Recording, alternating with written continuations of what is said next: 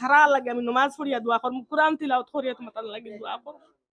বুঝছনি আমার পয়সা কোন রাস্তারও জমা গেছে, আমি 1 কিলো বুট সাদা বিরাজ করে খাইছি না বেজারি বিটি।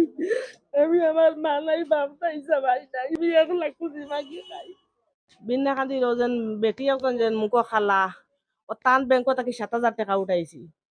উঠাইয়া পয়সাটা আমার ডুঙ্গা ভাড়া বাদে আমি অন্য ডুঙ্গা খুঁজাইছি, লাল ভাই চাবর গেছে তাই কইসন নাই।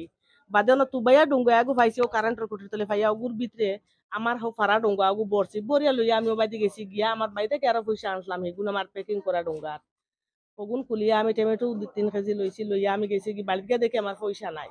তখন আমি রেবা রাড়ি বেটি রেবা, আমি বিধবা মানুষ রেবা, যদি কেউ ফাইন আমার পয়সা গুনতাতে দয়া করি রেবা তুমি তাই আল্লাহ বাস্তে হিসাবে আমারে ফিরাইয়া গুনতা দিও রেবা। আমি বহুত গরিব মানুষ রেবা, বহুত দুঃখী রেবা। সারা লাগে আমি নমাজ পড়িয়া দোয়া করম, কোরআন তিলাওয়াত করিয়া তোমার তার লাগে দোয়া করম। বুঝছনি আমার পয়সা কোন রাস্তারও জমা গেছে, আমি 1 কিলো বুট সাদা বিরাজ করে খাইছি না বেজারি বিটি। আমি আমার মা নাই বাপ নাই সবাই নাই।